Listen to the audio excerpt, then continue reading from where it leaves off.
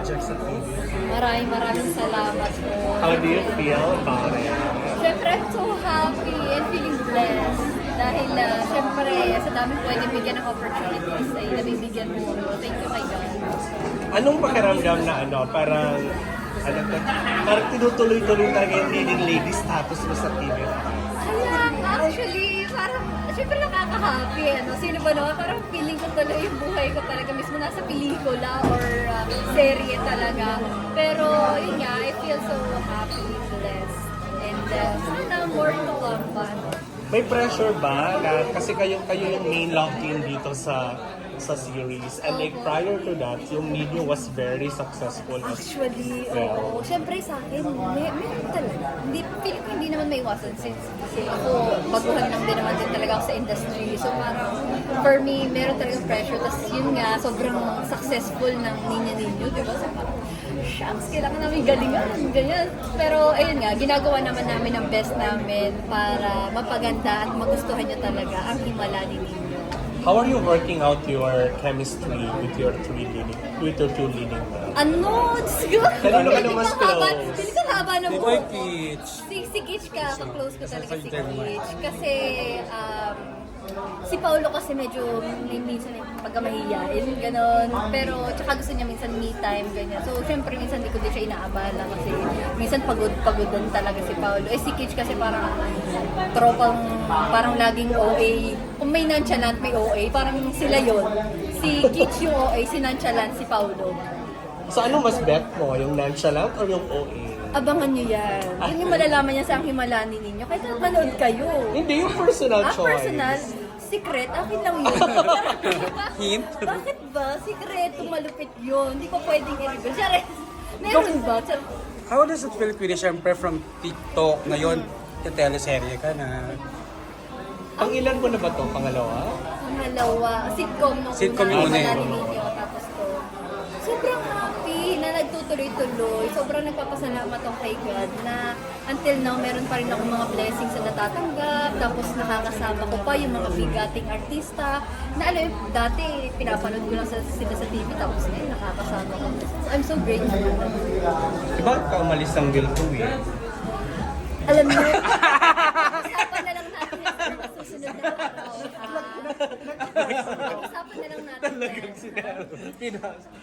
Pero yung hosting, kasi I think yung when you were first put into a TV Singgaling, opportunity, hosting Singgaling. talaga, di ba? Singgaling. Ganyan. So paano yon? Like, itutuloy-tuloy mo pa ba? Or Ang magpo-focus ka na muna sa acting? For me, pag may mga opportunities na pag-host syempre, go pa rin ako, racket pa rin yan eh. Pero pag syempre, pag merong mga teleserye, kagaya nito, may malalo ninyo, hindi ko rin naman dapat pabayaan or hindi ko rin dapat palampasin kasi blessing pa rin to eh. So, hati-hati siguro. Depende sa availability sa schedule. Pero isa ba ito sa mga naging reason why you have to leave? Dahil because of himala, kailangan mas Feeling ko, binigyan lang talaga ako ni Lord ng himala. I mean, ito talaga yung feeling ko blessing siya para sa akin itong ang himala ni ninyo. Sabi nga, may purpose naman lahat kung bakit nangyayari. So, I think, yeah. Pero parang since you tumalon ka ng mainstream, parang somehow na-miss din namin yung mga Alin? contents mo sa social media, Oo ganyan. nga, Kasi hindi medyo ka syempre viral ka minsan, doon. oo, parang nabibisi ako minsan. Minsan hindi ako makagawa ng content dahil syempre kailangan pa rin mag-focus sa character ko dito. So, alam mo yun, minsan din ako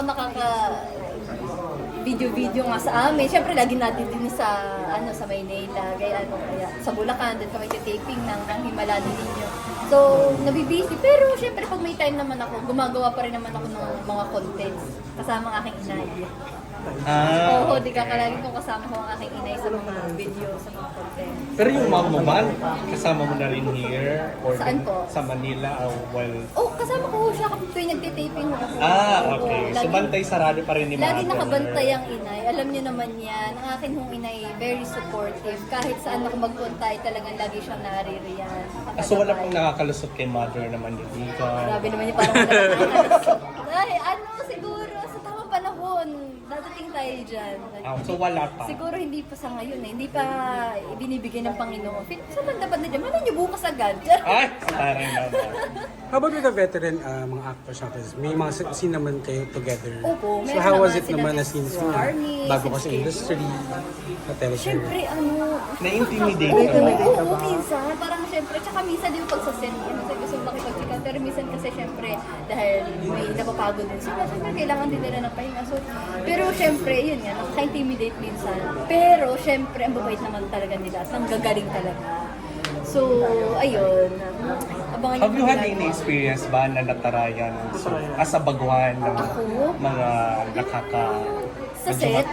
Medyo matagal. Hindi, ako hindi naman. Siguro dahil ako naman pag napunta talaga ako ng set, I see to it na binabati ko talaga lahat. Good morning po, kamusta po kayo? Thank you po. Ayan, sorry po kung na-late ko. Kasi minsan, di ba, pag sa sobrang traffic, imagine yung traffic minsan. Tapos minsan kung saan ka pa dinadala ng Waze, Google. So minsan nalilate. So, sorry po, ganyan. Pero mas lamang naman yung hindi ako nalilate. Maaga talaga. Kasi kung magbumula pa ako ng Batangas, kailangan talaga maaga. But it's good for you, hindi ka pa natatarayan. Oo, As a baguhan. nagpapasalamat naman ako sa Panginoon na hindi pa. Ibig sabihin, huwag ka rin magtaray pag Ay, naging naku. senior ka. Yan po ay matagal na nakatatak sa aking puso at isip na ako ay isang magiging mabuting, alam niyo, wala po sa vocabulary ko siguro yung mananatiling si Winay ay mabait na bata. Kung paano niya siya nakilala noon, ay ganun pa rin ang ganun. Pinahandpick ka ba dito or you audition for the role? Saan po? Dito sa po. Himan. Actually, sinabihan lang po ako for this role po eh. So, yeah. Taray, I taray. think it's a blessing po para sa akin na talagang... You're with MQuest as well? Or Ay, hindi for po. yourself? Ano lang po ko, self-managed po. Self-managed. Okay. Yung kapatid ko kasi PRT po yung nag-manage. Thank you. Ano yung mga abangan pa kayo? For me, siguro, abangan na lang din natin. For now, wala pa eh. Pero as soon, nabalitaan ko kayo. So, follow nyo na lang So, focus muna dito Oo, talaga. dito muna. Tapos, sa aking mga TikTok, ayan, social media. Okay. Sige, please invite everyone to us. Si Paolo at saka si Kitch. Yes. Kamusta naman sila as your ka-love team? Okay naman sila. Very maalaga, mabait. Sinong mas maalaga? Yung totoo. Ay, naku, di totoo yung Hindi, both ay, Mars. Mas maano talaga sila. I mean, parang balance. Kasi syempre, hindi naman Paano pwedeng yung alaga? palaging ito, Sige, So, ito- describe na lang yung alagang Kitch and alagang Ay, taray. Gusto ko ganyan. Paano ba? Si Kitch ay, ano siya?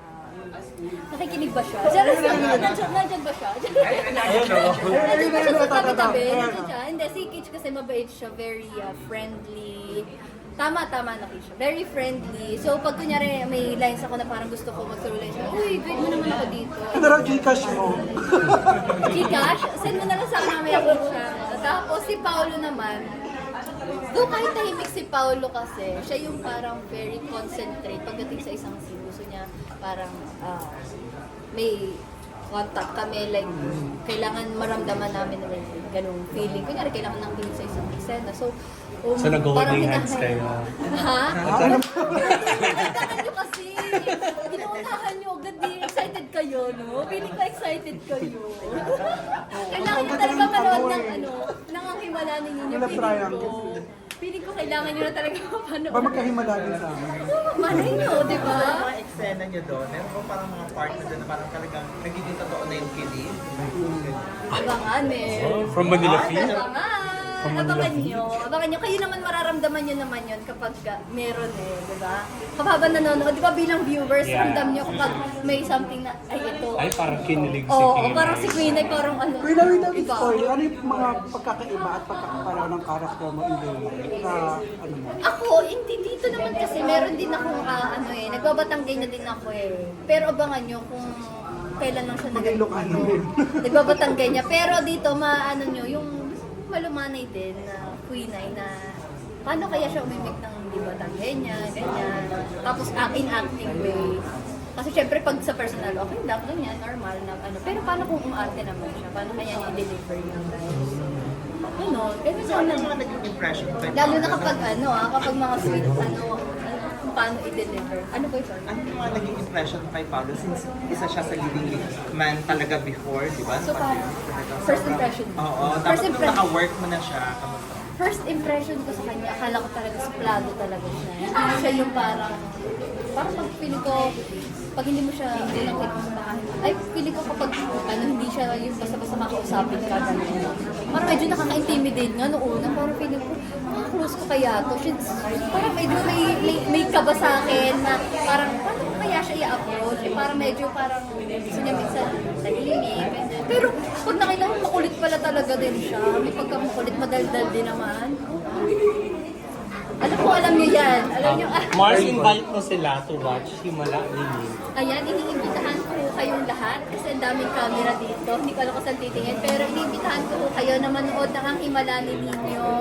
This coming September 30 na yan. To be Monday to Friday, 11:15 a.m. Please supportahan niyo po ang Himala ni Nino. Kung gusto niyo, maraming matutunan. At syempre, may kilig-kilig po. Thank you!